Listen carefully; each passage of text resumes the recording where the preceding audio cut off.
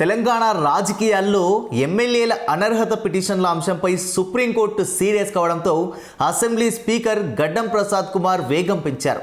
ఇందుకు సంబంధించి తాజాగా ఖైరతాబాద్ ఎమ్మెల్యే దానం నాగేందర్కు స్పీకర్ నోటీసులు జారీ చేశారు. ప్రస్తుతం ఈ విషయం రాష్ట్ర రాజకీయాల్లో హాట్ టాపిక్గా మారింది.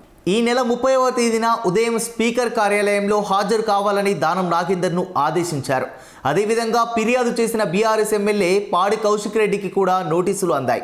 ఇందులో భాగంగా ఉదయం 10:30 బీఆర్ఎస్ ఇచ్చిన ఫిర్యాదుపై విచారణ జరగనుండగా మధ్యాహ్నం 12 గంటలకు బీజేపీ ఎల్పీ నేత ఏలేటి మహేశ్వర్ రెడ్డి ఇచ్చిన ఫిర్యాదుపై విచారణ జరగనుంది. ఎమ్మెల్యేల అనర్హత అంశంలో జాప్యం జరుగుతోందని భావించిన సుప్రీంకోర్టు ఈ నెల 19న స్పీకర్కు కోర్టు ధిక్కరణ నోటీసులు జారీ చేసింది. చర్యలు తీసుకోకపోతే కఠినంగా వ్యవహరిస్తామని హెచ్చరించిన నేపథ్యంలో స్పీకర్ పెండింగ్లో ఉన్న 3 ఎమ్మెల్యేల అంశాన్ని పరిశీలిస్తున్నారు. ఇప్పటికే ఆర్కేపూడి గాంధీ సహా మరో 7గురికి క్లీన్ చీట్ లభించిన సంగతి తెలిసిందే. అయితే మిగిలిన ఎమ్మెల్యేలతో పోలిస్తే దానం నాగేందర్ కేసు భిన్నమైనది. ఆయన బీఆర్ఎస్ ఎమ్మెల్యేగా ఉంటూనే 2024 పార్లమెంట్ ఎన్నికల్లో కాంగ్రెస్ బీఫామ్పై ఎంపీగా పోటీ చేశారు. ఇది స్పష్టమైన ఫిరాయింపు కిందకు వస్తుందని, అందుకే ఆయనపై అనర్హత వేటు పడే అవకాశాలు ఎక్కువగా ఉన్నాయని సమాచారం.